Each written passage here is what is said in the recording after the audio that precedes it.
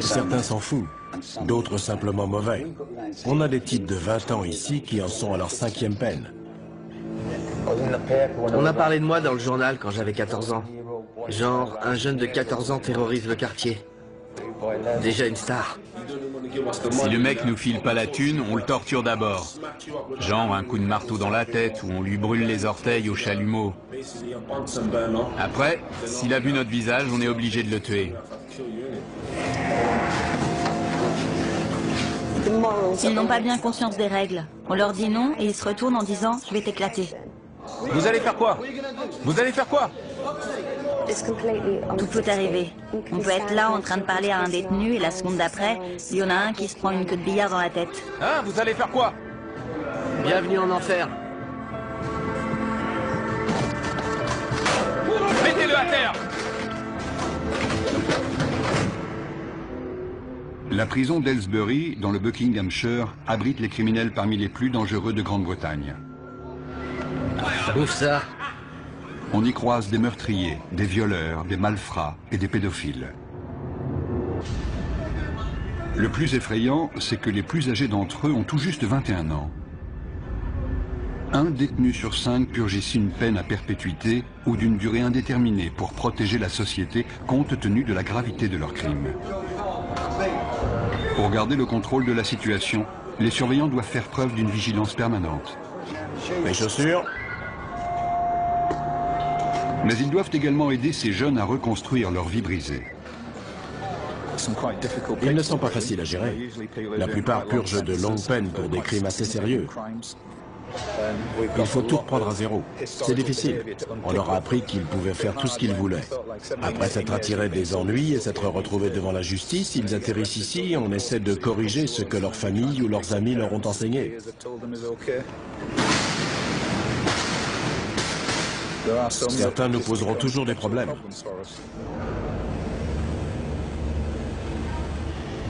Aylesbury est un établissement redouté au sein de la population carcérale.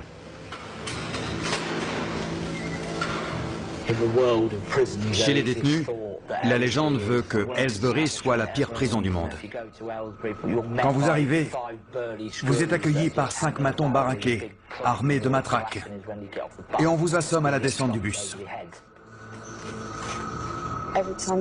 Ceux qui arrivent ont peur parce qu'on leur a dit qu'il y avait des problèmes de gang, des bagarres tous les jours, 4 à 7 par jour. Mais depuis un an, ça s'est un peu calmé. En revanche, quand un incident éclate, c'est généralement très sérieux. Ils utilisent des armes, des queues de billard, des armes artisanales, dans la gorge, dans la poitrine, sur le front. Il n'y a pas de règle. Et c'est rarement 1 contre 1. C'est plutôt 6 contre 1. Si le personnel n'intervenait pas, il pourrait y avoir des morts. Caspian Hogg est le dernier arrivé. Il a 18 ans. Après avoir été incarcéré dans un établissement pour mineurs, il a été envoyé ici en raison de problèmes disciplinaires. Asseyez-vous ici. Combien de fois avez-vous été incarcéré? 4 ou 5 fois. Ok. Quelle peine cette fois? 4 ans. 4 ans, d'accord. Avez-vous déjà pris de la drogue, de l'alcool ou autre produit assimilé? Ouais. Ok. Quoi précisément? Juste de la coke, du cannabis. Juste de la coke? Ouais. D'accord. Vous serez suivi par mademoiselle Morgan. Il y a des gangs dans votre quartier? Ouais. Vous faites partie de quel gang? Stratford Longside. D'accord. Vous avez des gangs rivaux? Ouais, les Farafield FMD. FMD? Ouais. Qu'est-ce qui vous oppose? C'est juste un gang rival avec qui on se frite en prison. En prison? Ouais, en prison. Donc c'est un gang de prison? Ouais. On est coincé toute la journée dans une cellule. On n'a rien à faire. Donc quand une baston éclate, c'est génial. Ça fait de l'animation. Ça fait passer la journée plus vite quand il se passe un truc. Dans le feu de l'action, on se bat pour survivre. Tu les défonces, ou alors c'est toi qui te fais défoncer. Moi, je me lâche. Si t'y restes, t'y restes. C'est comme ça.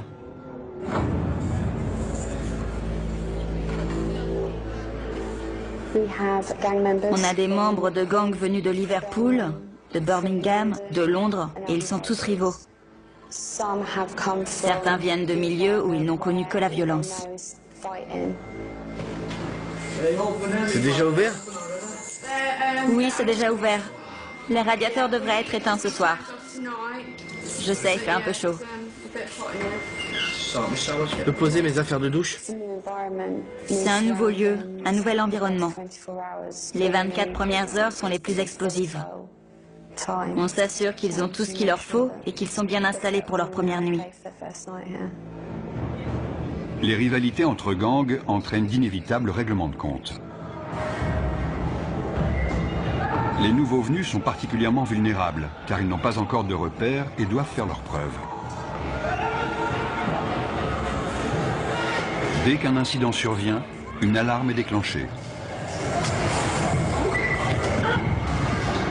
Pour éviter que la situation dégénère, les agents de sécurité interviennent rapidement. Vous êtes blessé? Non, non. Non? C'était quoi le problème? Rien. Allez! Non, non. C'était sûrement pas pour rien. Non. Ils sont juste venus là, vous frapper pour rien. Je sais ce qui s'est passé. C'est le nouveau qui vient d'arriver. Il s'est déjà battu la semaine dernière. C'était les représailles. Les deux se battaient. Les deux se sont donné des coups à la tête.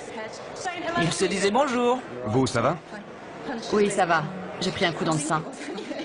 Mais si ça se trouve, c'était son coude à lui.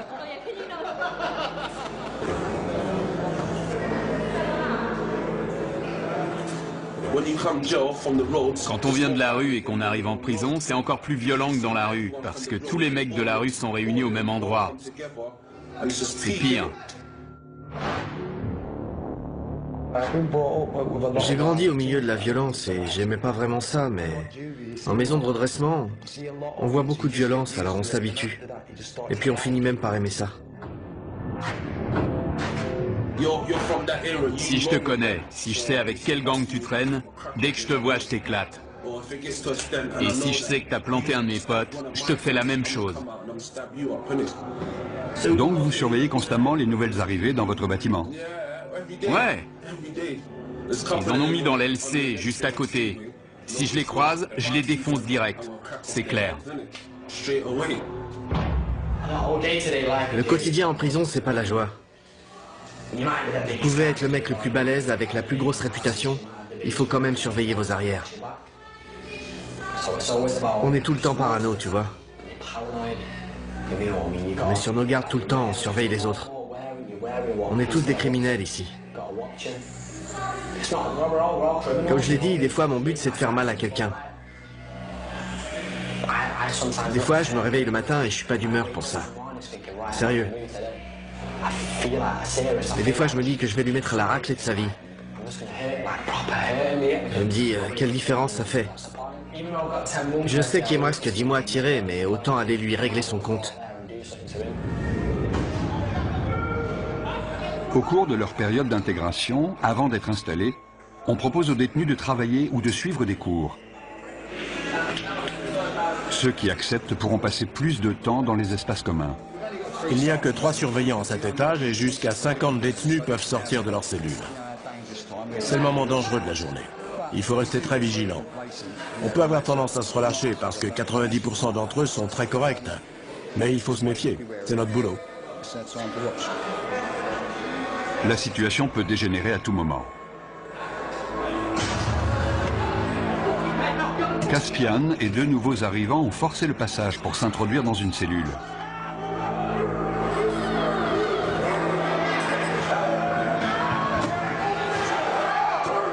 Ils sont armés, ils sont 4.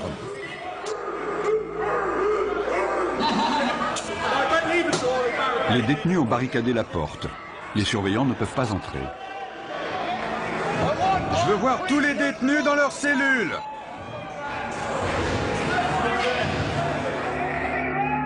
Le directeur de la prison est informé que 3 nouveaux arrivants ont pris un détenu en otage dans l'aile C.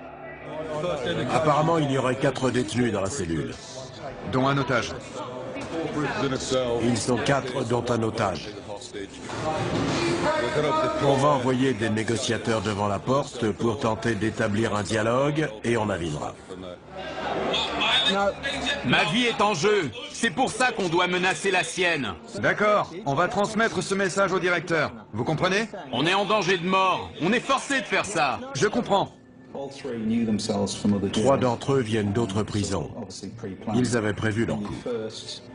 Notre priorité, c'est l'otage. Si vous faites pas venir le directeur, je le viole. Je vais le violer. Écoute, tu n'as pas à lui faire de mal. On t'écoutera de toute façon. Le négociateur joue un rôle clé car il analyse la situation pour nous. Si nous sentons que la vie d'un détenu est en danger, il est clair que les négociations sont terminées et qu'on doit intervenir. L'otage doit avoir conscience que le personnel est présent et jauge la situation car ils disent tous « je vais le tuer ». Mais est-ce qu'ils veulent vraiment le faire? J'aime pas cette prison, c'est tout. Je l'aime pas. T'es pas le seul. Mon problème, c'est que j'ai beaucoup de prisonniers qui ne sont pas heureux d'être ici. Si on commence à parler de transfert maintenant, j'aurai une autre prise d'otage dès cet après-midi, car certains vont se dire « Oh, il suffit de prendre un type en otage pour se faire transférer. » Je vais lui trancher le cou et le vider de son sang. Il a menacé de le violer et de lui trancher la gorge. Non, le cou. De lui trancher le cou. Je vais vous dire. Écoutez-moi. Vous me prenez pas au sérieux? Si, croyez-moi, nous prenons ça très au sérieux. Une cellule de crise a été mise en place par le directeur de la prison pour gérer l'incident. La décision a été prise de faire appel à des agents des forces de l'ordre spécialement entraînés pour agir dans ce type de situation. L'otage avait un t-shirt noué autour du cou, il était assis sur le lit, ils sont armés d'un couteau en plastique et de morceaux de verre. Ils ne veulent pas être ici. Ils ne se sentent pas en sécurité. Ils veulent retourner plus au nord, vers Liverpool ou Manchester. Il y en a un qui est arrivé hier, un autre il y a 9 jours. Ils viennent tous du même coin. Ils se sentent menacés par les gars de Londres. Et ils en ont assez. L'équipe d'intervention de la prison se prépare à intervenir au cas où la situation dégénérerait. La prise d'otage dure depuis 2 heures.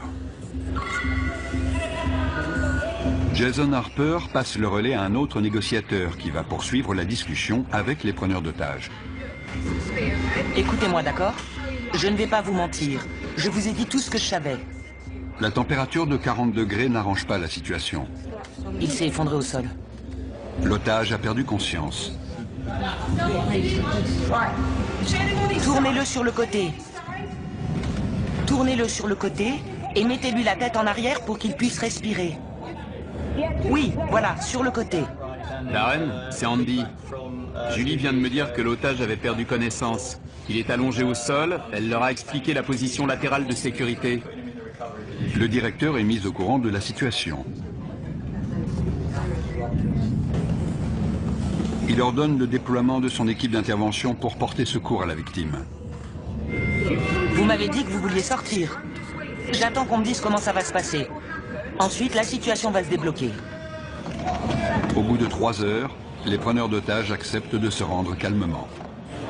Où il est? Je veux le voir. L'otage, il sort en premier? Non, non, il sort en dernier. Comment tu t'appelles? Caspian. Les mains sur la tête. Sors calmement, par ici. Caspian Hogg, l'initiateur de cette prise d'otage, est conduit vers le quartier disciplinaire. Le détenu qui est arrivé hier venait déjà du quartier disciplinaire de son précédent établissement. Il est connu pour des faits de violence, d'agression de personnel, de port d'armes, de barricades. Il a tout fait. Il vient du nord du pays. Il a beaucoup d'influence sur les autres et il s'en est servi. Mais on est formé pour ces situations, donc ça va aller. On va descendre au quartier disciplinaire pour une fouille intégrale. Je suis le responsable, donc j'y participerai. Chacun sera tenu à l'isolement en attendant qu'une punition soit décidée. Nous sommes responsables des détenus les plus problématiques de l'établissement. S'ils enfreignent les règles ou s'ils présentent un risque pour les autres ou pour l'établissement, ils sont envoyés au quartier disciplinaire pour une période donnée. Notre priorité, c'est de calmer les prisonniers énervés et de leur faire entendre raison. Il faut aussi qu'on soit attentif à tout comportement potentiellement violent. Hé, Caspin! T'as réussi? J'y suis presque, mon pote! Presque! Beaucoup m'ont dit qu'ils avaient essayé de travailler et d'être de bons citoyens, et qu'ils avaient trouvé ça trop difficile. Mais ils sont très jeunes, vous savez. Les détenus seront punis pour les dommages qu'ils sont en train de commettre. Je suis resté trop sage. J'étais stressé. Il me fallait un truc à faire. J'ai saisi ma chance. En plus, j'étais pas tout seul.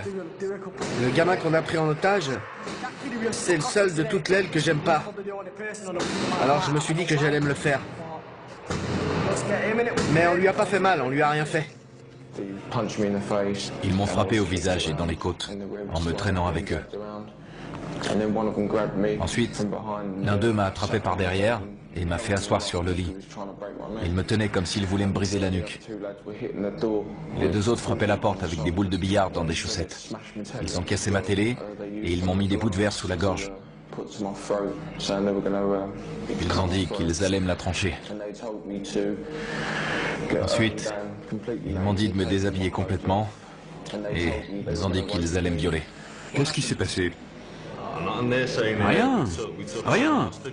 Ils disent qu'on a pris un mec en otage et qu'on l'a agressé dans sa propre cellule. Ils ont appelé la police et on est à l'isolement pour l'instant. Vous dites que vous ne l'avez pas pris en otage? Non, on a juste barricadé la porte, c'est tout. J'ai toutes ces pensées qui ont défilé dans ma tête. Je ne savais pas si j'allais en sortir vivant. Je connaissais pas ces mecs.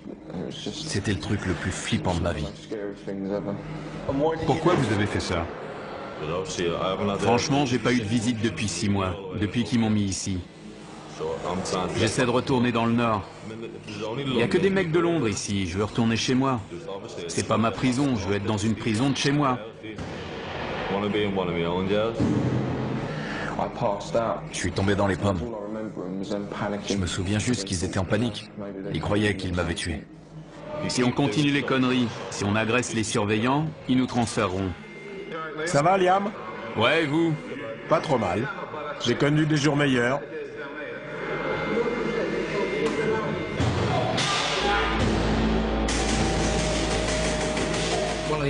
Un des détenus a inondé sa cellule. Il est armé. Il a cassé le manche de son balai. On lui a demandé de nous le remettre. On va le déplacer dans une cellule où il n'y a pas d'eau. C'est trop court. Il doit lui en rester. Le détenu a jeté les morceaux de manche à balai dont il se servait comme arme. C'est trop court. Pourquoi vous avez gardé ce morceau, hein? Je vous avais dit de tout jeter. Reste sur le côté. Déverrouille la porte et je la pousserai. Reculez vers nous. Doucement.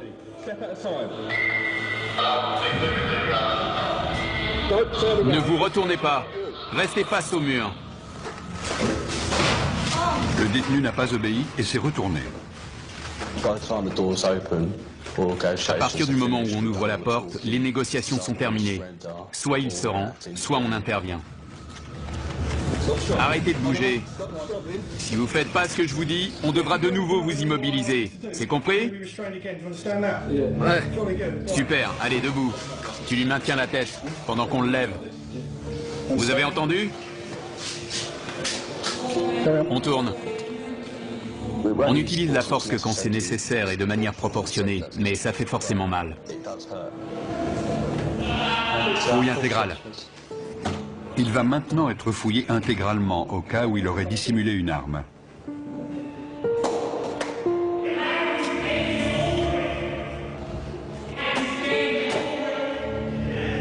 Retournez-vous.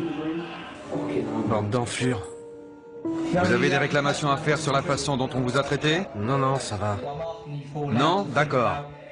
Je vais vous demander de réfléchir aux conséquences de vos actes. Ce n'est pas la bonne méthode pour obtenir un transfert. Maintenant, je veux que vous alliez vous coucher. Clé.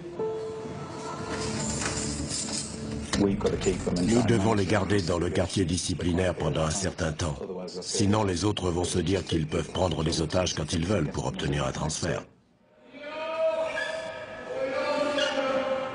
Des détenus de confiance nettoient les dégâts causés par les preneurs d'otages.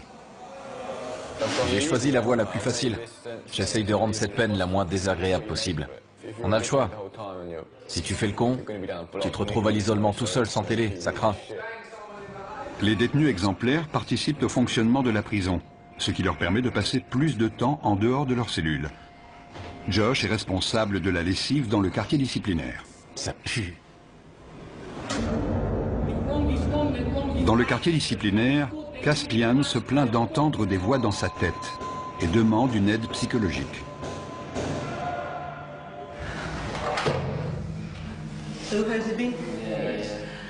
Je dois déterminer si vous êtes du genre manipulateur. Manipulateur? Si vous aimez titiller les gens et les énerver pour prendre l'avantage. Non, sérieux. Je risque de vous poser des questions qui vont vous énerver. Ouais. Vous avez le droit d'être en colère. Ce que vous n'avez pas le droit de faire, c'est être violent. Mais je suis un type violent, madame.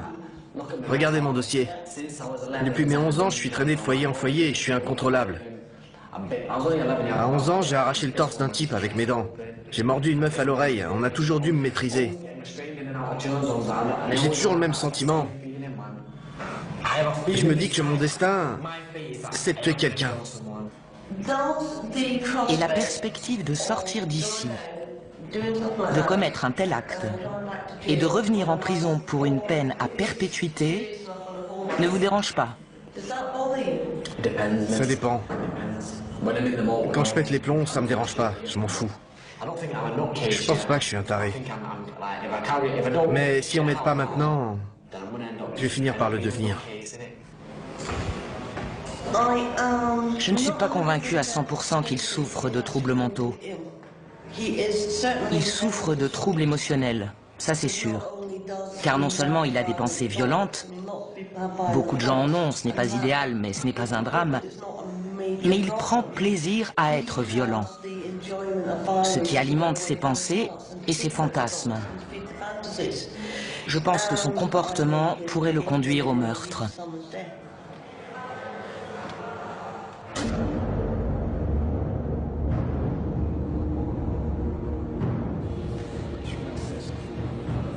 Liam Brennan, l'un des 3 preneurs d'otages présumés, a demandé un rendez-vous avec son avocat pour préparer sa défense.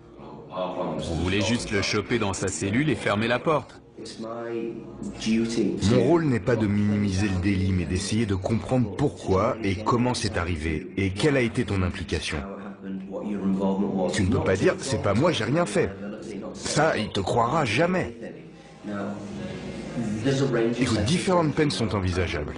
J'espère que le juge optera pour des jours supplémentaires. J'ai pas le droit à l'erreur. J'avais pas parlé à ma femme et à mon gosse depuis 1 an. Elle m'a recontacté il y a quelques jours et je lui ai dit que je sortirais le 11 décembre. Les services pénitentiaires ont décidé de ne pas poursuivre Liam. Il se retrouve donc en commission de discipline. Asseyez-vous, monsieur Brennan.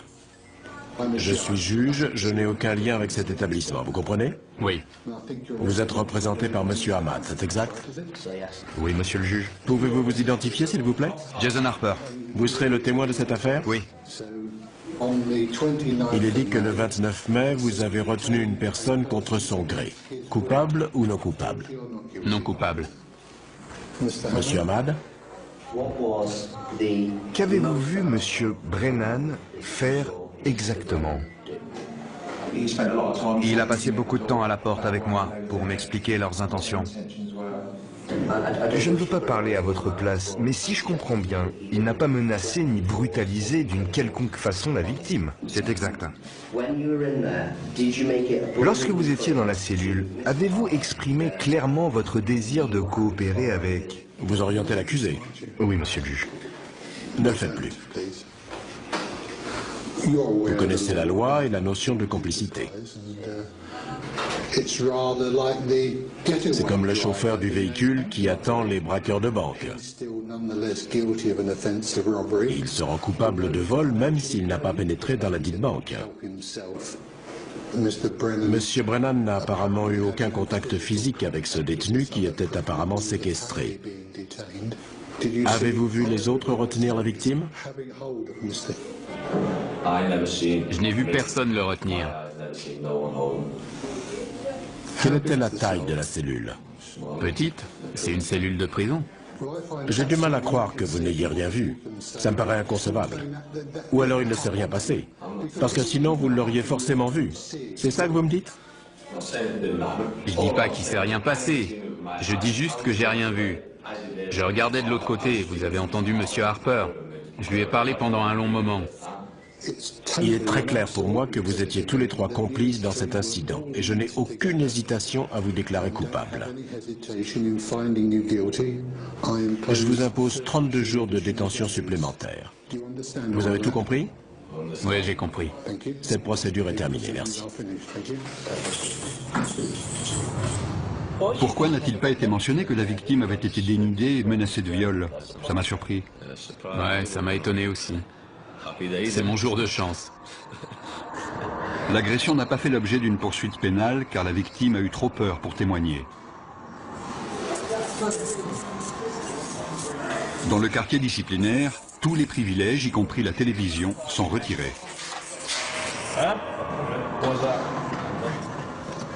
Brennan refuse de retourner dans sa cellule, à moins qu'on lui apporte une télévision pour qu'il puisse suivre le match de foot Angleterre-Ukraine.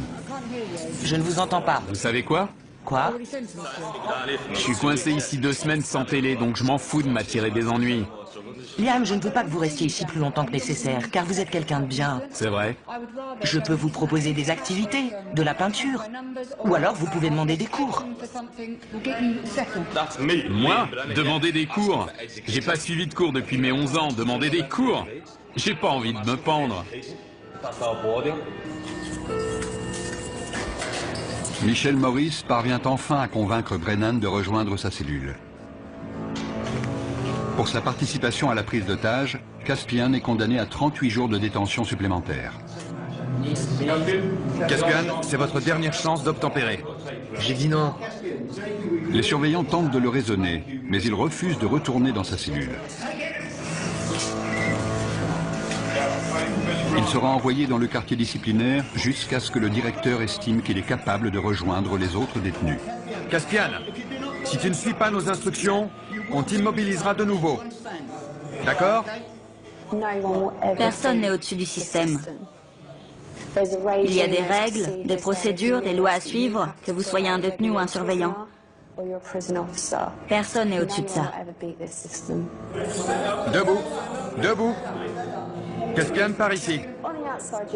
Il n'y a qu'à l'extérieur qu'on peut considérer ces jeunes de 18 ans comme des adultes. Beaucoup n'ont pas la maturité d'un adulte. Ils sont très influençables et peuvent s'attirer des ennuis. Entre là-dedans. Je vais demander à l'infirmière de venir te voir.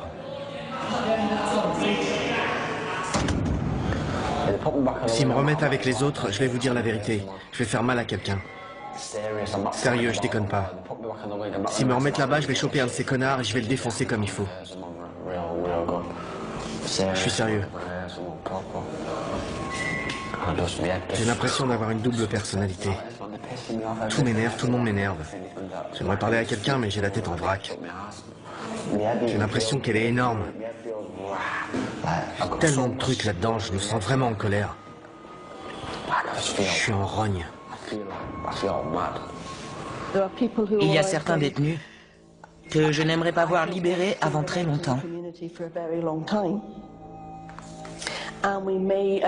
Parfois, on travaille avec eux simplement pour les aider à gérer le fait qu'ils sont en prison. Mais je n'ai jamais rencontré de détenu que je ne pensais pas pouvoir aider à répondre à son environnement de façon plus positive.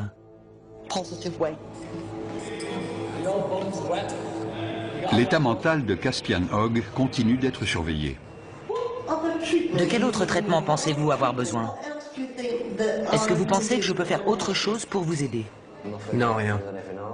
Il n'y a rien d'autre que vous puissiez faire. Pensez-vous que vous avez besoin d'apprendre à contrôler vos émotions? Non, je crois pas. Je connais mes émotions et je crois plutôt que j'en ai pas assez. J'essaie de pleurer, mais j'y arrive pas. Je peux pas pleurer. Sauf des fois, ça vient sans prévenir, ça arrive. Vous voyez de quoi je parle? Je pleure pas quand il se passe un truc triste. Ça m'arrive même de rire. Pour vous, est-ce plus normal de penser à ce que ressentent les autres ou de ne pas y penser? Ça dépend des moments. Là, c'est moi, je suis là, je vous aime bien. Vous me comprenez? Mais si vous tombez sur moi un autre jour, quand je suis en mode furieux, je vois des choses différemment. Tout est en vrac. Je pense comme un psychopathe. Quand j'étais gosse, j'ai jamais voulu devenir policier ou ce genre de truc. Déjà, quand j'avais 8 ou 9 ans, j'ai toujours voulu tuer des gens. Mon père s'est fait assassiner quand j'avais 6 ans. C'est un truc de dingue, quoi. Depuis, c'est ce brouillard. C'est le bordel dans ma tête. Jeudi, je vous ai pris rendez-vous avec un psychiatre. Cool. Je ne sais pas à quelle heure ce sera. Ok. Il vous prescrira peut-être des médicaments. Je serais content s'il m'en donne. Mais s'il m'en donne pas, je serai en rogne. Ça vous mettra en colère? Ouais, carrément. Je suis convaincu qu'on ne naît pas bon ou mauvais. On apprend de notre environnement comment réagir au monde qui nous entoure. Et certains apprennent que la meilleure façon de réagir à ce monde, c'est par l'agression ou la violence. Super papa, tu sais comment je t'aime? Et quand tu l'ouvres, c'est marqué gros comme ça. Le père de Caspian a été assassiné quand il avait 6 ans. Il est donc très conscient de son rôle de parent. Je veux pas que mon fils grandisse dans les mêmes conditions que moi. J'avais 14 ans quand je l'ai eu, mais j'ai vieilli. À l'époque, j'avais pas toute ma tête. Je faisais que fumer de l'herbe, voler, j'étais débile.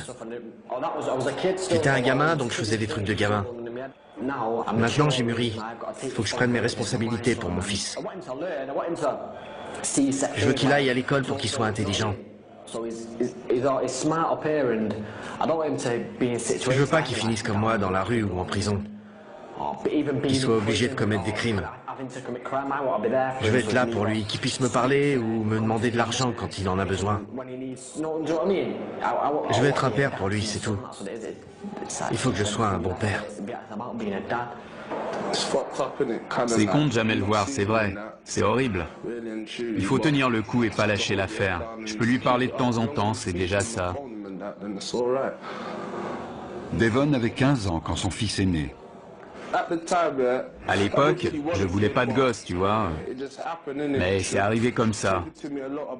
Elle m'en parlait tout le temps. Et alors je me suis dit, pourquoi pas? Quelqu'un va peut-être te régler ton compte demain.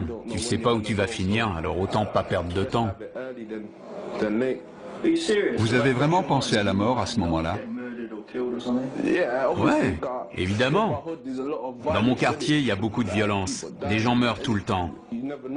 On n'est jamais à l'abri, ils peuvent vous dégommer quand vous traversez la rue. Pour certains détenus, le téléphone est le seul moyen de rester en contact avec leur famille. Ouais, tu me manques, bonhomme. Non, tu peux pas venir me voir. Papa est occupé. Papa nourrit des animaux. Je sais pas comment ça se met. Je veux pas que ça lui tombe dessus. Dans la chapelle de la prison, Josh se prépare pour la fête des pères. Exceptionnellement, les détenus exemplaires sont autorisés à passer du temps avec leurs enfants. Je peux jouer avec lui? On peut se rouler tous les deux par terre, je peux lui courir après. Une fois, il voulait que je vienne l'attraper, mais je pouvais pas aller plus loin.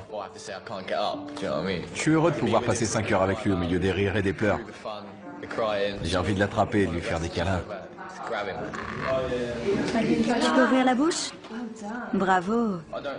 Ça me plaît pas de le voir se faire fouiller, mais je préfère avoir cette relation avec lui. J'ai de bonnes raisons de changer. J'ai un gosse et une fiancée, une famille qui a besoin de moi. Pour être honnête, si j'avais pas ma famille, je me serais sûrement pas comporté aussi bien. Viens là, mon grand. Ils ont besoin de moi. Ils comptent sur moi pour sortir d'ici. Où elle est, ta cape? Tu fais ton timide? Si je me comporte bien, je retrouverai ma famille. C'est simple. Si je joue le jeu, je gagne tout. Sinon, je perds. Comment ça va, ma belle? Oh, arrête.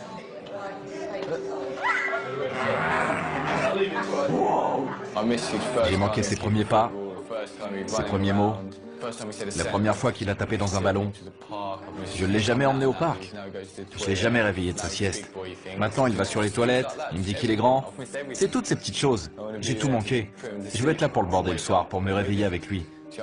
La nuit, il vient dormir avec sa maman. Je veux être là quand il fait ça.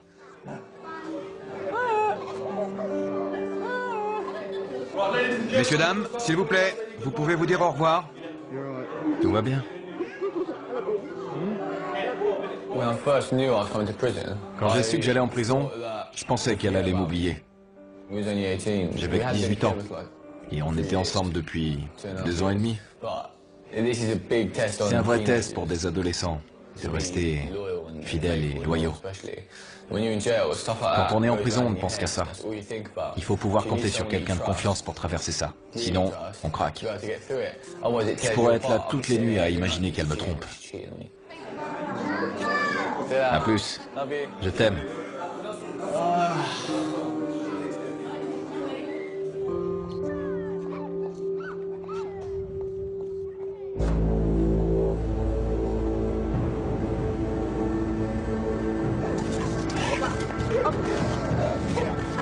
Des chiens de détection arrivent à Aylesbury pour y rechercher de la drogue ou des objets de contrebande. Il y a beaucoup de dealers en prison, et ça ne risque pas de s'arrêter. Il y a de l'argent à se faire. Les téléphones portables sont aussi un problème sérieux. C'est pour ça que les chiens sont capables de les trouver. Ils peuvent être utilisés pour planifier des évasions ou tout autre type d'événement. On fouille des cellules tous les jours. Et tous les jours, on trouve des choses. Sortez de votre cellule. Quand ils voient les chiens, certains se précipitent pour cacher leur matériel. On demande aux détenus de sortir de leur cellule pour que les chiens puissent travailler tranquillement. C'est n'importe quoi, il va renifler partout. Comment savez-vous qu'il a trouvé quelque chose? Il s'immobilise et pose son nez sur l'endroit concerné. Si c'est hors d'atteinte, il reste assis et regarde dans la direction de l'objet.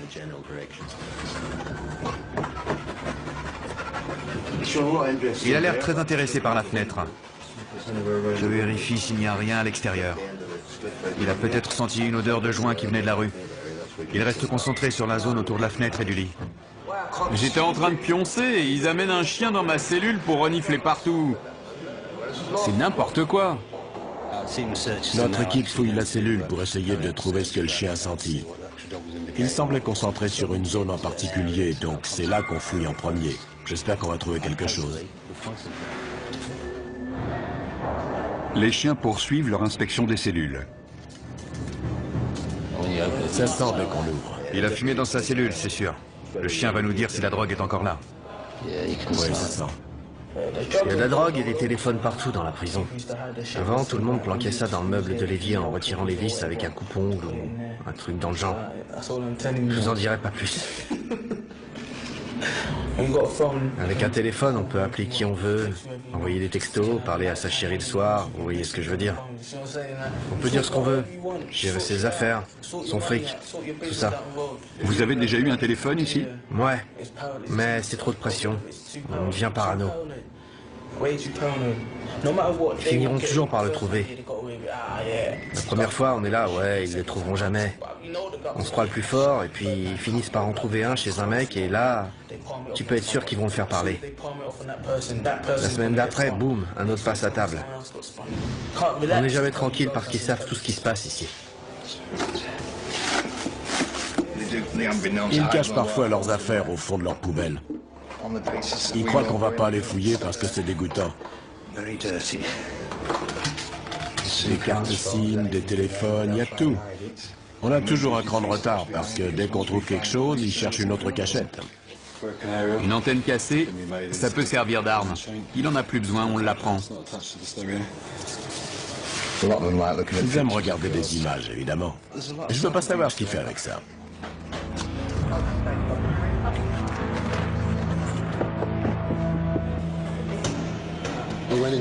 Dans une cellule, on a trouvé un téléphone avec un chargeur.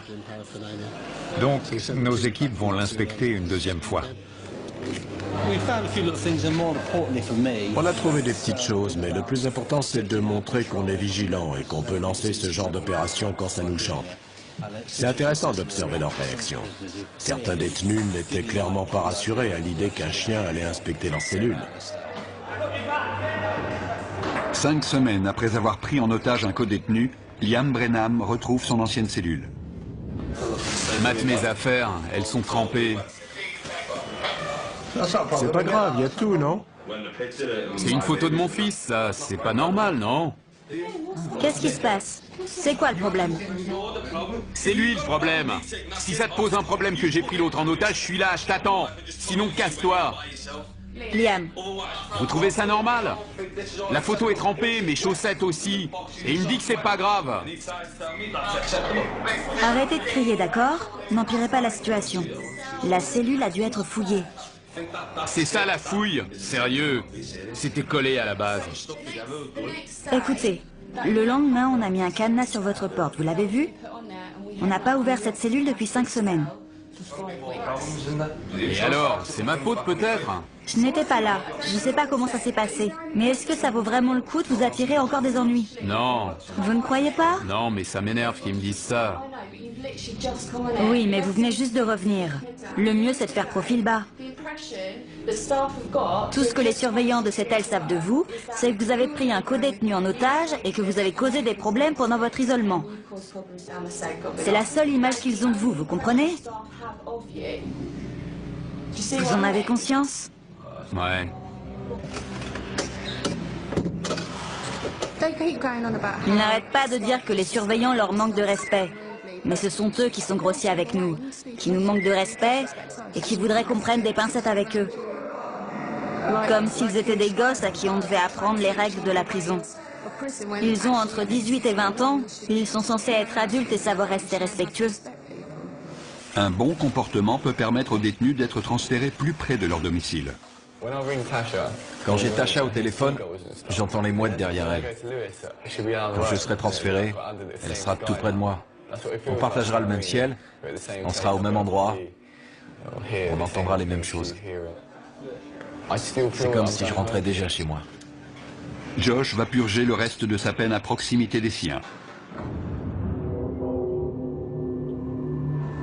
Soucieux de contrôler ses pulsions violentes et de rentrer chez lui, Caspian a accepté de prendre des antipsychotiques. Ça calme ce qui se passe dans ma tête. Et ça marche? Ouais, dans un sens. Mais c'est pas génial. Je me réveille le matin, il y a des taches de baffe sur le drap. J'ai même pas d'oreiller, j'ai carrément oublié. Est-ce que vous vous sentez mieux? Est-ce que ça a calmé vos pensées? Ouais, les pensées ont disparu, mais le problème, c'est l'état dans lequel ça vous met. J'aime bien être un peu défoncé, mais là, j'ai l'impression d'être un zombie, tu vois. Genre, un taré sous médoc. Le mec complètement à la masse. C'est pas bon, ça. Les fantasmes, les pensées violentes, Les désirs de meurtre et de notoriété liés à ces meurtres ont grandement diminué. Il a même expliqué qu'il avait parfois la tête vide.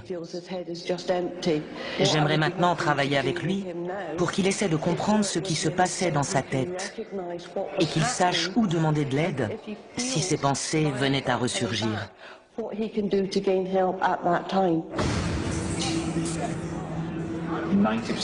90% des détenus que nous accueillons ici vaquent à leurs occupations et font ce qu'on leur demande. Il peut y avoir de petits incidents, mais c'est tout. Ce sont les 10% restants qui causent la majorité des problèmes. Ils ne veulent pas rester tranquilles ni faire ce qu'on leur dit. Ils se rebellent constamment. Ils essaient de créer le désordre pour saper notre travail.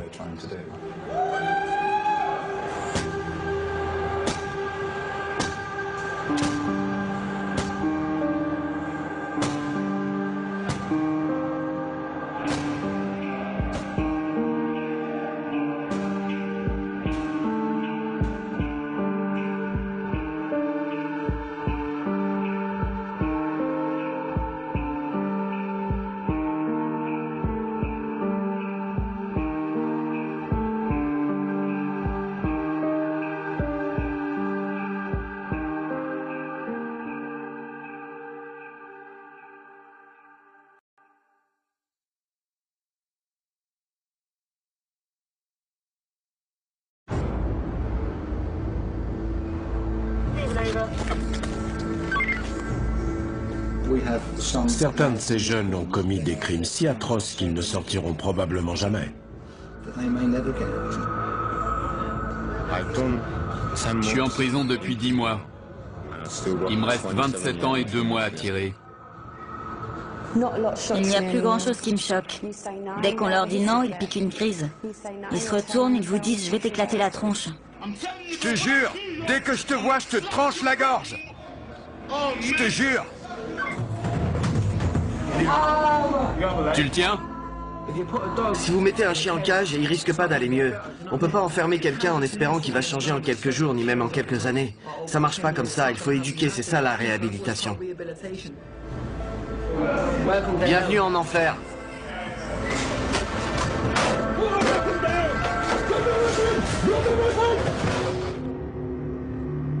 Le personnel de la prison d'Aylesbury est chargé d'encadrer des jeunes de 18 à 21 ans, parmi les plus dangereux et les plus imprévisibles d'Angleterre. Parfois, on doit pénétrer en force dans une cellule pour désarmer un détenu. Parfois, on doit annoncer une terrible nouvelle à l'une des familles. Et puis, il y a tout le reste. En tant que surveillant, on se retrouve piégé dans ce petit monde où les principes et la morale sont remis en cause. Les gros criminels, ceux qui ont commis des crimes atroces et qui se montrent violents en prison, ce sont eux qui inspirent le respect aux autres détenus. Une fois qu'ils ont établi leur réputation, ils sèment la pagaille et perturbent le bon fonctionnement de l'établissement. Beaucoup sont violents, et le fait de les mettre en prison n'y change rien. Ils ont été élevés comme ça, ou bien ils ont choisi d'adopter cette attitude vis-à-vis des autres. C'est un environnement qui peut être très intimidant parfois. Plusieurs membres du personnel ont été agressés ces dernières semaines. On recule! Ce détenu vient d'agresser un surveillant après avoir refusé d'obéir à un ordre. Vous pouvez vous lever. L'agresseur est conduit directement au quartier disciplinaire. Qui effectue la fouille? Si tu n'obéis pas, je vais leur demander de t'attacher et on t'enlèvera tes vêtements nous-mêmes. Le détenu refuse de retirer ses vêtements qui pourraient contenir des traces d'ADN prouvant l'agression. Ils n'obtempèrent pas toujours. Il y en a qui étaient des chefs de bande à l'extérieur et on doit leur dire « Non, cette prison, c'est comme une mini-société. » Ferme-la, mec. Ferme-la. Qu'est-ce que je vous ai dit sur votre attitude? Ah ouais, je suis censé faire quoi? Dire oui, monsieur? On ne vit pas dans une utopie. On ne peut pas soigner tous les maux. On essaie simplement d'apprendre à ces jeunes à se comporter de façon correcte avec les autres. De leur montrer que l'abus verbal ou physique n'est pas tolérable. Quand un collègue se fait agresser violemment et qu'il est blessé, on le prend personnellement, parce que même si on travaille dans des départements différents, on forme une équipe. Quand on voit son collègue en sang, d'instinct on aurait envie d'aller vers lui. Mais on est là pour s'occuper des détenus. Une fois que le détenu est immobilisé, c'est un peu gênant de devoir dire « Appelez une ambulance pour tel collègue, je dois rester avec le détenu ». En tant qu'infirmière, on a presque l'impression de ne pas accomplir son devoir. Les surveillants sont autorisés à utiliser la force de façon proportionnée en cas d'agression. En 2012, 35 membres du personnel de la prison d'Aylesbury ont été agressés. 16 ont dû se rendre à l'hôpital. Je me suis battu avec des surveillants plein de fois. À Chelmsford, Bedford, à Woodhall. J'ai été expulsé de toutes ces prisons et on m'a envoyé ici. Je me suis attiré des ennuis en arrivant. J'ai merdé. Tout allait bien. Tout allait bien. Je faisais de la boxe et tout. Et puis j'ai merdé. J'ai perdu ma licence. J'aurai plus jamais le droit de boxer. Jamais. Je sais pas ce que je vais faire en sortant. Certaines agressions sont vraiment terribles. Quand on y repense, on se dit que certains ont même de la chance d'être encore en vie. Ça va? Viens avec moi. Debout! Une surveillante vient d'être attaquée. Zoé, ça va? Qu'est-ce qui s'est passé? J'ai pris un coup de boule. Je sais pas qui c'était. Ce qui a changé, c'est la propension des détenus à s'en prendre au personnel féminin. C'était un tabou avant. Et on pouvait s'attendre à des représailles de la part des autres détenus si l'un d'eux s'en prenait à une femme. Je tremble toujours dans ce genre de situation. Mes jambes sont les premières à me lâcher. Je vais vous laisser vous diriger vous-même vers le quartier disciplinaire.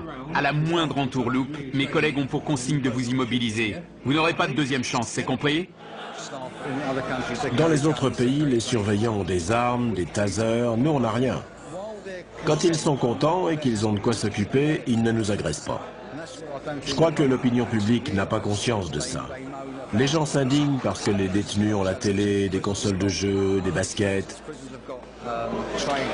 Mais ce qu'ils ne voient pas, c'est que tant qu'ils ont leurs privilèges, ils n'agressent pas le personnel. Pour moi, c'est tout ce qui compte. Et puis la télé, on peut facilement leur enlever.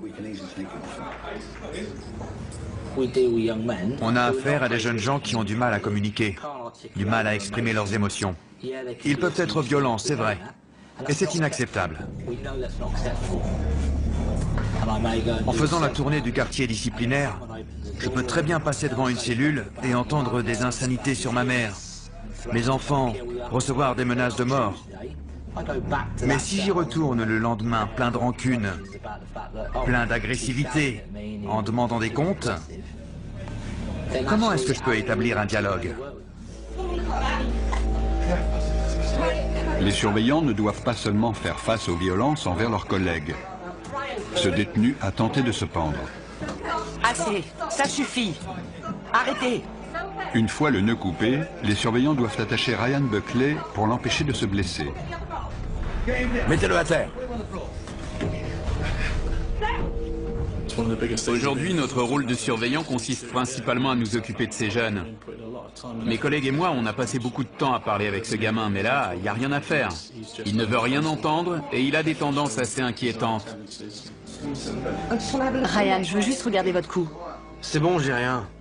Vous voulez pas discuter un peu? Ryan, laissez l'infirmière vous examiner une seconde. Je vais bien. Sûr? Je veux juste jeter un œil, après je vous laisse tranquille. Calmez-vous et je reviens vous voir pour discuter. Vous êtes blessé? Non. On joue un jeu très dangereux. Ryan peut avoir des pensées très violentes et il peut craquer à tout moment. Il vient d'essayer de se pendre et on a été obligé de le maîtriser. Dans l'état où il est, je crois qu'il se fiche de tout. Ryan sort dans 12 mois et je suis inquiet pour lui. Il faut qu'on l'aide à traverser cette période difficile. Il est sous surveillance 24 heures sur 24, mais je ne sais pas si c'est la solution. Les détenus considérés comme suicidaires sont surveillés de près. Quand je le vois pleurer comme ça, mon instinct maternel prend le dessus. Je me dis qu'il aurait simplement besoin qu'on le prenne dans ses bras et qu'on lui dise que ça va aller. Il a sûrement une mère. Vous voulez bien me parler, Ryan? Suite à sa tentative de suicide, les surveillants ont à cœur d'empêcher toute récidive de Ryan.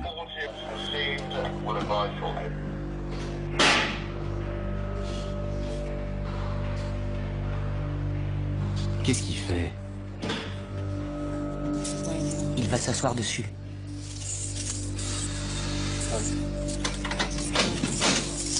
Qu'est-ce que vous fabriquez? Ryan, vous voulez bien descendre, s'il vous plaît? Ne tombez pas, je vais avoir la commission de sécurité sur le dos. Ça me rappelle une scène de sueur froide, vous l'avez vu? Il faut me dire ce qui ne va pas. Votre comportement est inquiétant. Qu'est-ce que vous ressentez? Vous êtes heureux? Triste? C'est l'enfer. J'en ai marre de cette vie de merde. Vous avez essayé de vous étrangler avec vos lacets. On va donc procéder à une évaluation des risques et on va retirer les objets avec lesquels vous pourriez vous faire du mal. D'accord? Laissez l'infirmière vous examiner rapidement. Je veux juste jeter un œil, Ryan. Calmez-vous et je reviens vous voir pour discuter. Je vais bien.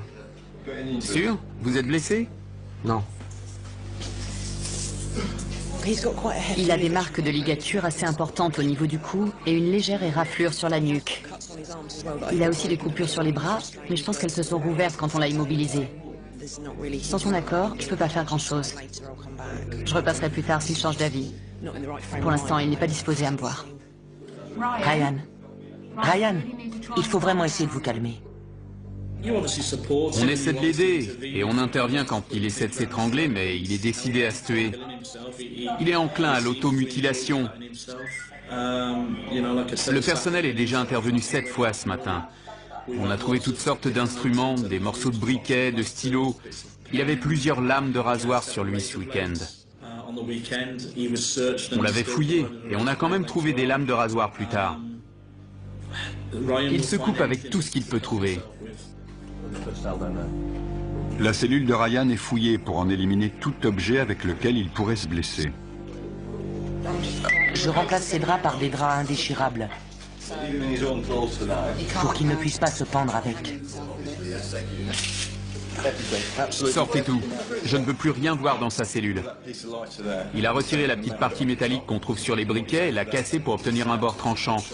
Il utilise ça pour se taillader. Je lui retire son savon parce qu'il essaie de le manger. Il déroule ça complètement pour cacher les lames de rasoir à l'intérieur. Donc on le prend aussi. Je vais lui en donner un nouveau.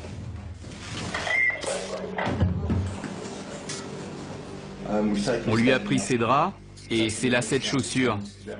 Donc là, il n'a plus rien.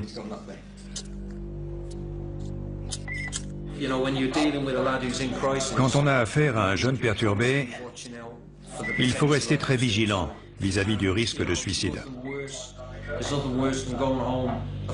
Il n'y a rien de pire que de partir à 5 heures le soir, de souhaiter bon courage à tout le monde en souriant, après une bonne journée, et de revenir le lendemain pour apprendre que tel détenu s'est pendu. C'est terrible. C'est la pire chose qui puisse arriver.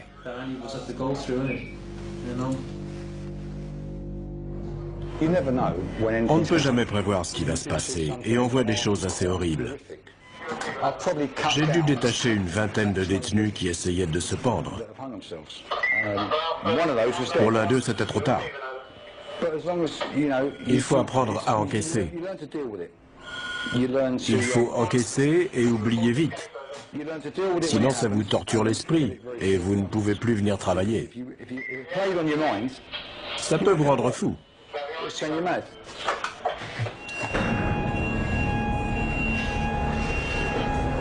Une alarme est déclenchée dans l'LC. Emirali Oxey a poussé un surveillant et attaqué un agent d'entretien.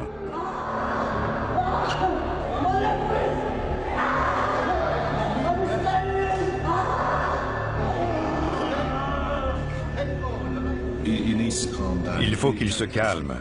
S'il continue comme ça, il ne sortira jamais de prison. J'ai eu l'occasion d'apprendre à le connaître et je pense que si quelqu'un peut l'aider, c'est moi. Mon poignet! Mon poignet! C'est un garçon sympathique en réalité. Mais il a un côté sombre. C'est un peu Dr. Jekyll et Mr. Hyde. Il bout de l'intérieur, ses yeux sont exorbités. On peut voir la rage qu'il habite. Il n'arrive plus à se contrôler. Il a beaucoup de force, il est très athlétique. Et il pourrait démolir n'importe quoi, peu importe qui se trouve sur son chemin. Même si ses parents débarquaient, ça ne suffirait pas à le calmer quand il est dans cet état.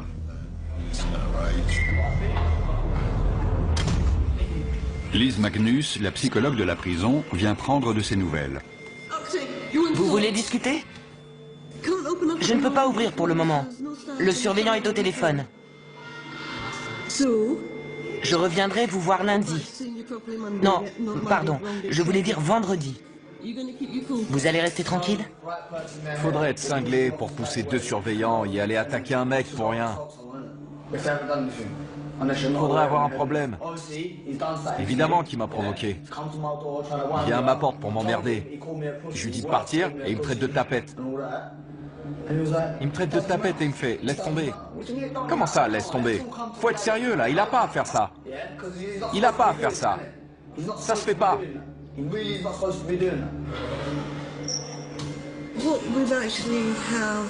Le comportement d'Emir Ali ne fait qu'empirer. On a déjà eu des incidents violents avec lui et il a déjà passé pas mal de temps en quartier disciplinaire, mais jusque-là, il avait simplement dégradé du matériel. C'est la première fois qu'il s'en prend directement à un membre du personnel. Il l'a déjà fait dans d'autres établissements. Mais ici, à Aylesbury, c'est la première fois. Il a reconnu les faits quand je lui ai parlé. Et il m'a dit que son but était d'être transféré dans une autre prison.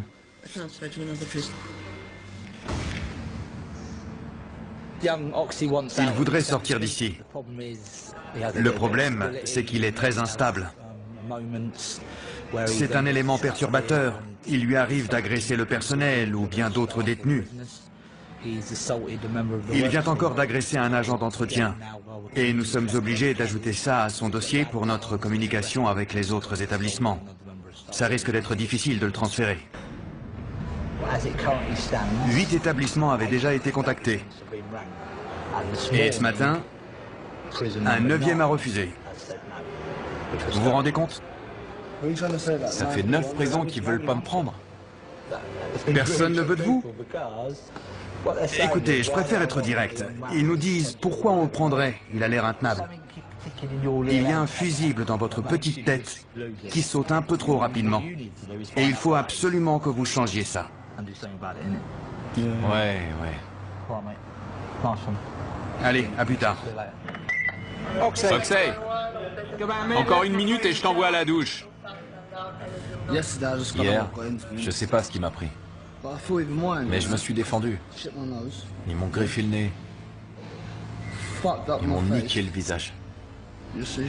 Donc je vois pas pourquoi je leur ferais pas la même chose. Je pense que je vais continuer.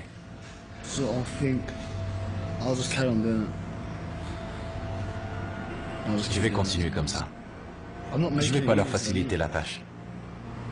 C'est tout.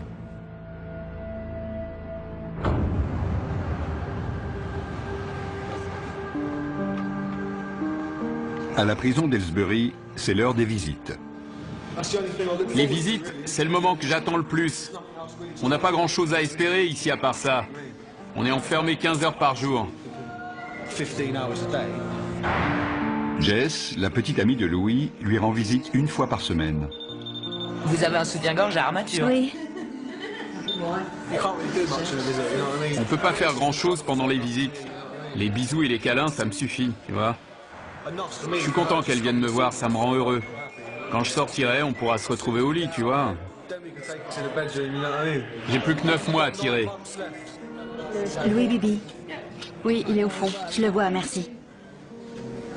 Louis a fait la connaissance de Jess en correspondant avec elle par courrier. Ça va, toi? Ouais, ça va.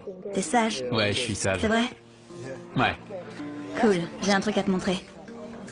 Ah? Ah. Je vais pas pouvoir t'embrasser, on dirait. Arrête. T'es pas gentil. Non, je plaisante, t'énerve pas.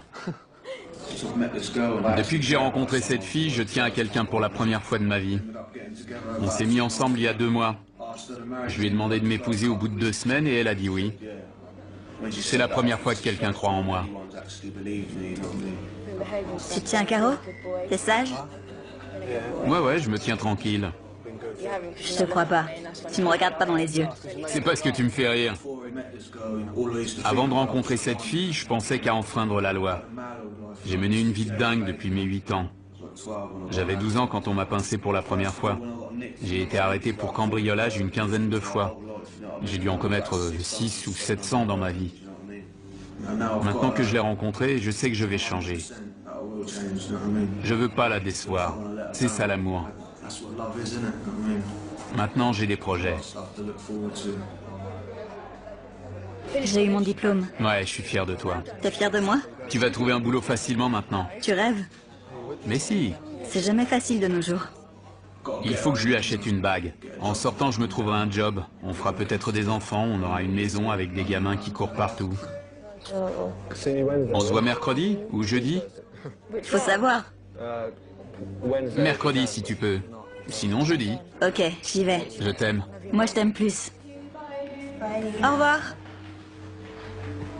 Ça vous suffit? Non.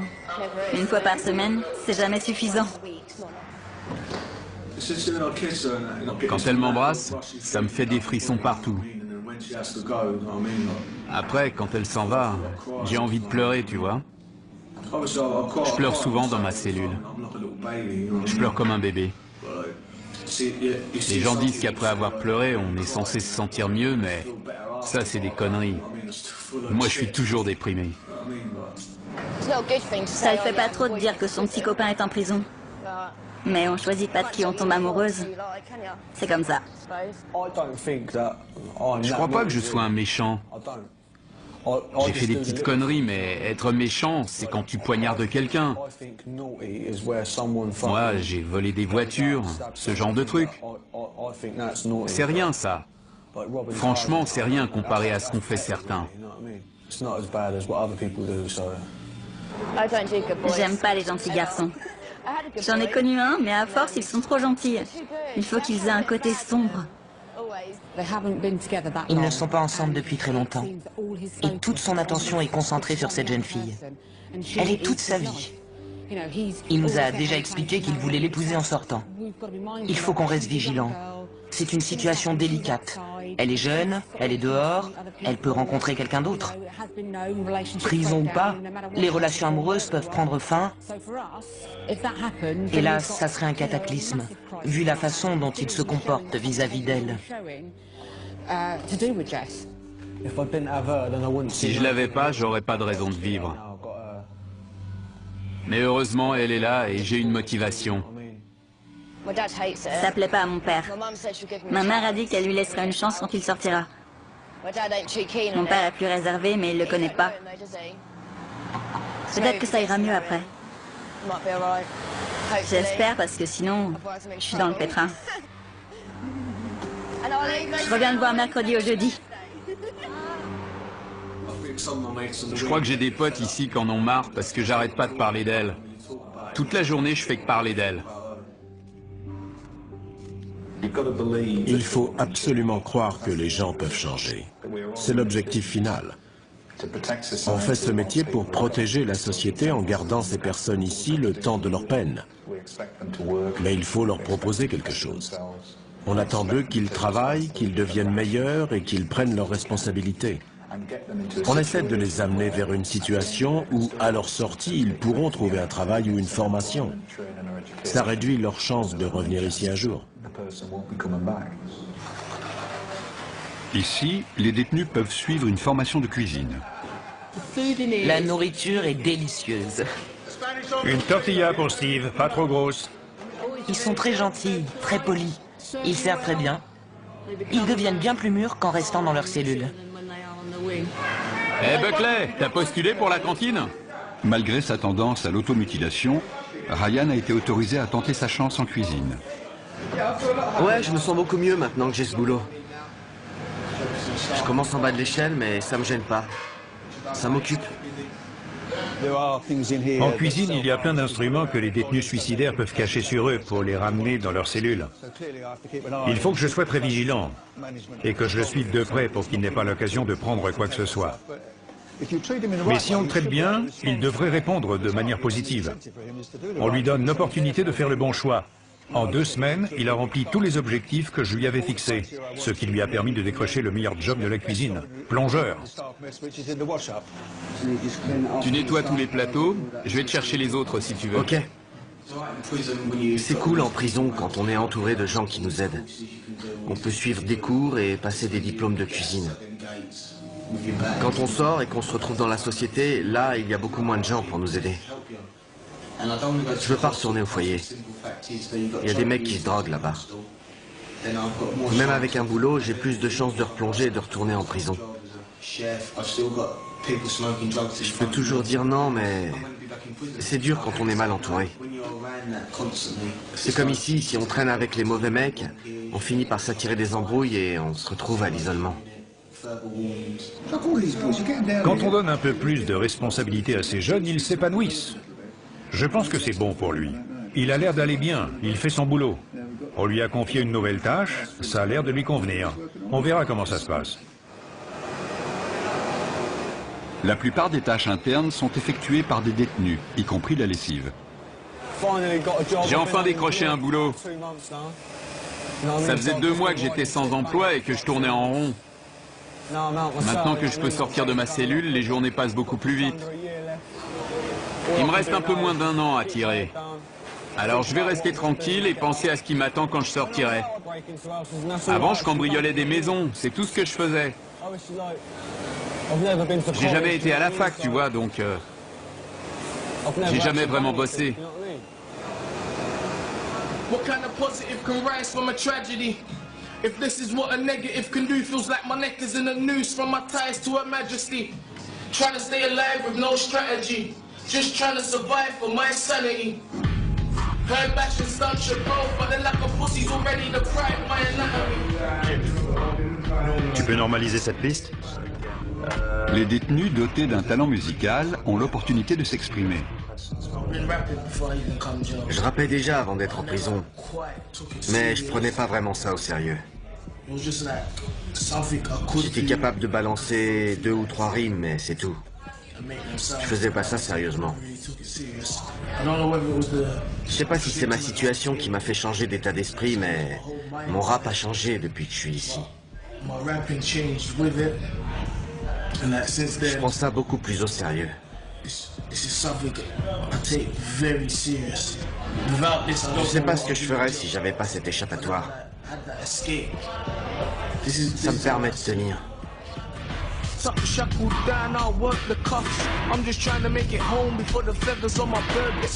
Condamné à perpétuité, Kenny Cornwall exprime souvent sa frustration en dégradant le matériel de la prison. Je crois qu'on l'a contrarié et il a pété les plombs. Il a dit « si je peux pas jouer, personne joue ». Et il a arraché le tapis de la table de billard. Les autres ne vont pas être contents, ils n'ont plus rien à faire, c'est affreux. Les 2 tables sont hors d'usage. Et on n'a rien pour remplacer.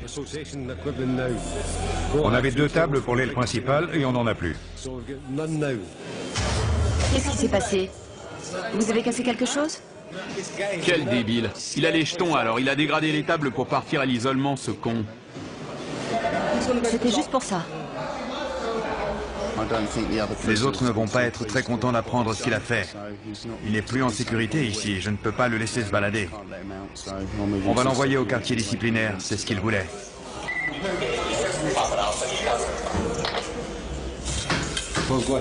J'ai trouvé 2 queues de billard cassées en 2.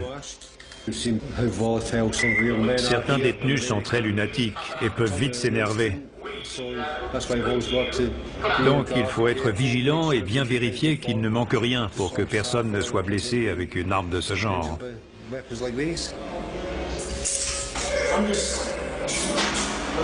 Je suis à deux doigts d'exploser un autre détenu. Et à chaque fois que j'arrive à me retenir, c'est comme si on m'imposait une autre épreuve. Kenny, écoutez-moi. On ne règle rien de cette façon. Il faut que vous vous mettiez ça dans la tête. Dans la vie, il y a des tas de gens qui m'agacent, mais je ne vais pas pour autant dégrader du matériel. C'est ça ou je démolis la gueule de quelqu'un. Et ça sera encore pire. J'aurai encore plus de problèmes. C'est pas la seule alternative quand même. À chaque fois, ces incidents viennent s'ajouter à votre peine. Vous repartez à zéro.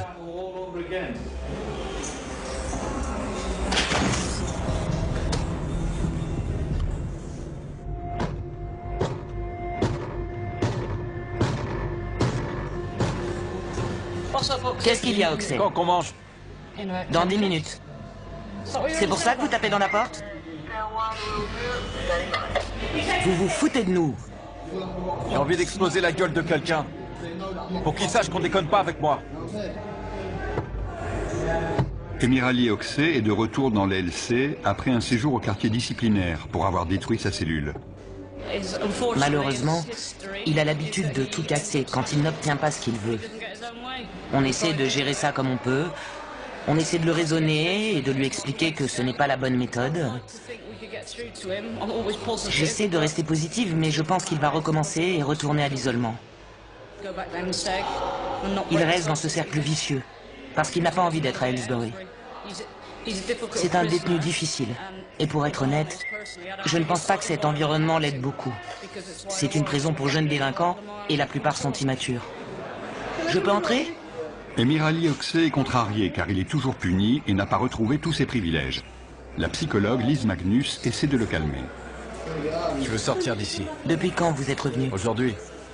Qu'est-ce qui ne va pas? Ils m'ont mis ici sans télé, sans pouvoir sortir, sans club, sans rien. Je veux retourner à l'isolement. Ça fait aucune différence de toute façon. Dans combien de temps vous retrouverez vos privilèges? 7 jours. 7 jours? Vous pouvez bien tenir 7 jours, non? Non. Ça rime à quoi de me remettre ici mais dans les mêmes conditions qu'en bas, hein? Ça sert à quoi? C'est pour le contact humain. Avec qui? Avec qui? C'est qui ces gens? Qui ils sont pour moi? Vous croyez qu'ils m'intéressent? Je suis arrivé en prison tout seul et je sortirai tout seul. Je veux connaître personne ici, je m'en fous. Je veux juste sortir. Je veux une clope. Je peux avoir une clope? Des feuilles à rouler? Ça, j'en sais rien. Allez demander aux surveillants. Laissez-moi juste fumer une clope que je puisse me calmer. Ils veulent même pas me filer une clope. Sérieux, ça veut dire quoi? Ils veulent que je pète un câble? Ils veulent que je fasse une connerie, je le sais. Ils me provoquent. Vous croyez sincèrement ce que vous dites? Je veux juste une clope. Pourquoi c'est si dur d'avoir une clope? Attendez, je vais voir. On peut lui donner une cigarette? Je suis pas un distributeur, hein. Il va falloir que je fasse une plus grosse connerie pour qu'il pige que j'ai pas envie d'être là.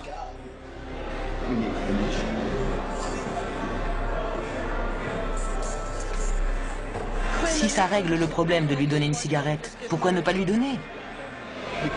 On peut pas céder au chantage. Tout le week-end, il nous a tannés pour une cigarette. Il a tout détruit à l'isolement.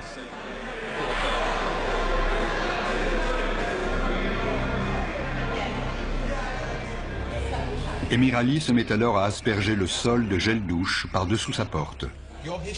Tes antécédents prouvent que tu peux devenir incontrôlable. Donc, pour le moment, on est obligé d'essayer de raisonner avec toi à travers cette porte. Et même derrière cette porte, tu prouves que tu es incontrôlable en mettant en danger les gens qui sont à l'extérieur. Il ne sait plus quoi faire. Il avait clairement affirmé qu'il était le chef de la prison et qu'il nous contrôlait tous. Il est en train de comprendre que ce n'est pas le cas, alors il essaie d'attirer l'attention par tous les moyens. Emirali, qu'est-ce qui se passe? Qu'est-ce que vous avez encore fait? J'ai traité quelqu'un de fillette. De fillette? J'en reviens pas que vous ayez osé. Plusieurs de ses requêtes ont été refusées aujourd'hui et ça ne lui plaît pas. Il estime qu'il devrait pouvoir retourner dans l'LD immédiatement. Suivez-moi. Oxey est de nouveau escorté jusqu'au quartier disciplinaire.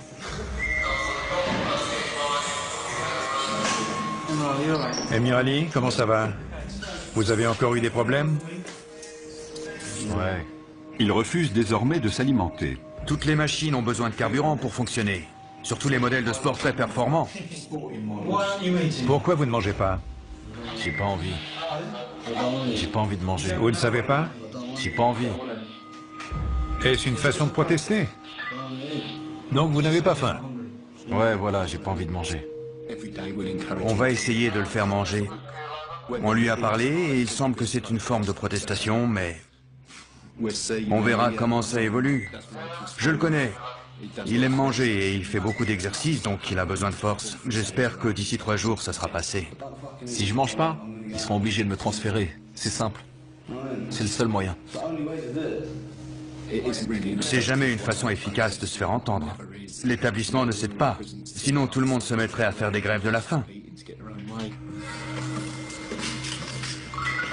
Emir Ali, enlevez ça que je puisse entrer. Emir Ali continue ses provocations. Il a détérioré sa cellule et bouché ses toilettes. Dans 3 ans, vous vous voyez où? Toujours ici. Toujours ici. D'accord. Comment décririez-vous la prison? C'est de la merde. Quelle est la chose que vous avez pour vous en ce moment? Quel est votre point fort dans la vie? Ce que vous avez pour vous, c'est que vous êtes jeune. Vous pouvez encore changer. Vous pouvez sortir d'ici. Vous aurez quoi? 23 ans en sortant? Imaginons que vous viviez jusqu'à 70 ans. Ça vous laisse encore 43 ans, soit en prison, soit dehors. C'est vous qui avez décidé de venir ici. Et c'est à vous de décider si vous voulez sortir. Je suis un emmerdeur, hein. C'est vrai. Vous aimez votre mère? Ah ouais, évidemment. La prochaine fois que vous verrez votre mère, demandez-lui à quoi elle pense le soir en se couchant et le matin en se levant. La réponse, ce sera vous. Combien de vos anciens potes sont passés voir votre mère pour lui demander si elle avait besoin de quelque chose? Aucun. Donc moi, si j'étais vous, en sortant d'ici, dans 3 ans, quand je croiserai mes potes dans la rue, je leur dirais d'aller se faire foutre. On peut réhabiliter certains détenus. On sait que certains ne reviendront pas ici. Malheureusement, la majorité d'entre eux vont revenir. Ils ont grandi dans des quartiers pauvres. Ils n'ont aucune éducation. Ils n'ont pas de travail. Quand ils sortent, il n'y a pas de travail pour eux. Il n'y a pas de boulot pour des jeunes gens sans éducation et encore moins pour ceux qui sortent de prison et qui n'ont rien fait pendant 3 ou 4 ans. Moins de 36 heures après avoir entamé sa grève de la faim, Emir Ali change d'avis. Pain blanc ou pain complet? Blanc.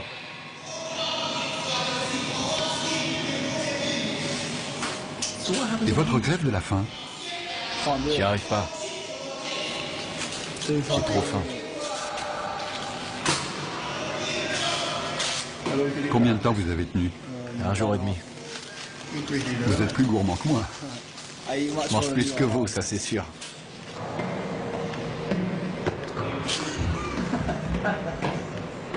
Vous savez, quand je suis arrivé ici, j'étais sans d'esprit. Je vais ressortir complètement dingue. En arrivant, mon cerveau allait bien. J'étais normal, tranquille. Ils m'ont déglingué.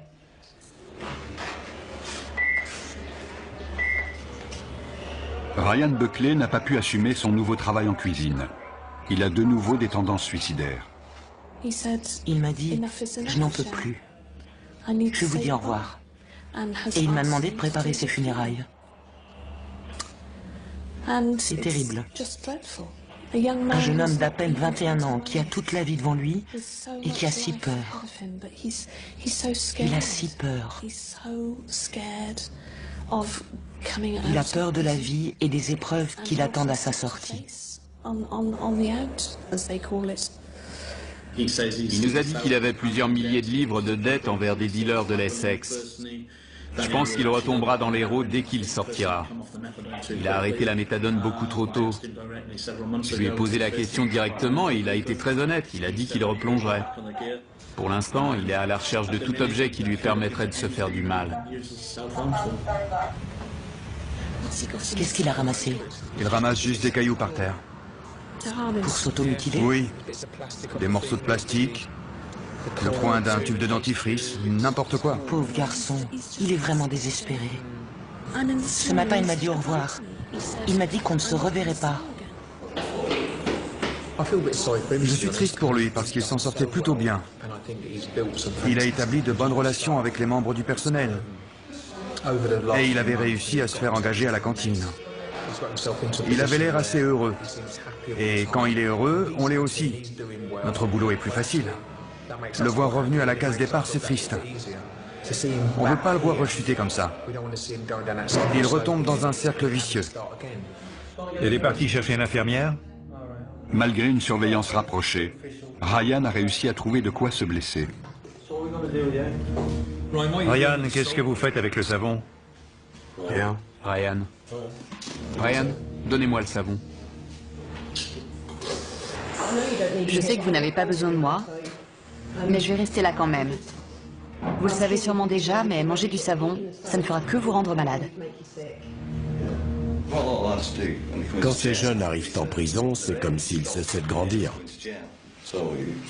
S'ils arrivent en prison à 14 ans, ils ne se développent pas socialement au-delà de cet âge. Ils restent bloqués quelques années, et après, ils mûrissent. Je ne sais pas depuis combien de temps Ryan est en prison, mais il est resté très immature. C'est terrible de voir Ryan dans cet état. Il souffre de divers troubles assez complexes. Je ne sais pas si nous sommes les mieux qualifiés pour traiter ces troubles, mais étant donné notre travail et notre expérience, nous faisons du mieux que nous pouvons. Avec quoi vous vous êtes fait ça? Un rasoir. Juste à cette main? Non. Alors où? Ça va.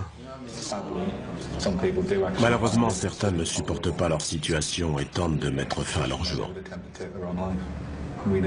Nous les connaissons bien, car nous sommes leurs parents de substitution. Nous mettons tout en œuvre pour les aider à s'en sortir. Nous avons mis un jeune homme sous surveillance permanente, car le risque d'incident est trop important.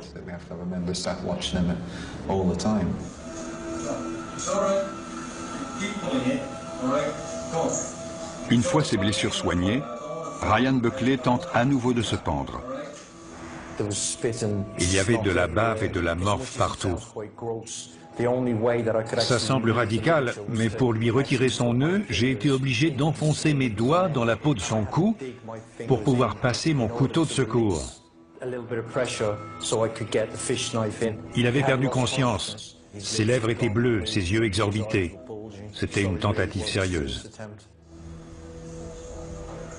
Les gardiens réaniment Ryan et lui sauvent la vie. On doit faire tout ce qu'on peut pour le remettre d'aplomb. Il faut essayer de l'encadrer au mieux pour lui permettre de retourner dans la société sans être un danger ni pour les autres, ni pour lui. Pour l'instant, il faut attendre et voir comment ça va se passer. Dans le quartier disciplinaire, un détenu a décidé de protester par la saleté. Votre alarme est allumée? Qu'est-ce qui se passe? Non, elle est cassée. Elle arrête pas de s'allumer toute seule. Ok, appelez-nous si vous avez besoin de quelque chose. D'accord. Il a jeté des excréments dans le couloir après avoir brisé sa fenêtre d'observation. Je ne supporte pas cette odeur. J'ai besoin de lavande. Dans la cellule voisine, Emirali Oxey a une fois de plus tout saccagé. Cette prison, c'est un vrai trou à rats. Sérieusement, vous avez vu ça? Je sais que c'est les mecs comme nous qui en font un trou à rats. Et c'est de la faute de la direction. Ils ont qu'à pas nous enfermer comme ça. Si j'ai fait ça, c'est parce qu'ils m'ont bien fait chier l'autre jour. Ils m'ont trop emmerdé. Je prends ma revanche. C'est tout. Je m'en tape. La plupart de ceux qui entament ce genre de protestation par la saleté ne sont pas mentalement dérangés. Ils font ça parce que c'est ce qui cause le plus de répulsion. Et leur but est de faire entendre leur mécontentement de la façon la plus claire possible. Une équipe en tenue de protection intervient pour mettre fin à l'incident et permettre le nettoyage des lieux. Tu crois que tu me fais mal? T'es qu'une lopette! Le détenu est placé dans une cellule spéciale, entièrement vide. Emir Ali, lui, choisit de ne pas résister. Je sais pas ce qu'ils ont dans la tête pour faire ça. Ils doivent avoir des problèmes. Pour faire des trucs pareils. Je comptais vous voir dans la salle de discussion aujourd'hui. Et c'est tombé à l'eau. Je m'arrêterai pas. Qu'est-ce que je peux vous dire pour vous convaincre de ne plus faire ça? Je veux me barrer d'ici. Je sais. Mais vous savez que je ne peux pas faire grand-chose à ce sujet. Je peux être votre porte-parole, c'est tout. Tout le monde ici serait ravi de vous voir partir. Mais qui va vouloir de vous? On doit essayer de leur inculquer beaucoup de choses avant qu'ils ne repartent d'ici. Il faut leur apprendre à s'en sortir en étudiant des cas concrets. Par exemple, si quelqu'un vous propose de la drogue, vous dites quoi? Soyez honnête. Il faut réussir à les convaincre que les choses peuvent changer et qu'une fois dehors, ils auront changé et ils pourront aller de l'avant. J'essaie juste de passer une bonne journée, mais bon. Je sais déjà que ce sera pas le cas. Depuis qu'il est à Aylesbury, Ryan Buckley a passé 220 jours sous surveillance permanente pour sa propre sécurité. Louis Bibi espère s'installer avec sa fiancée, Jess, dès sa sortie. Le refus d'obéissance d'Emir Ali Oxey lui a valu 576 jours de prison supplémentaires.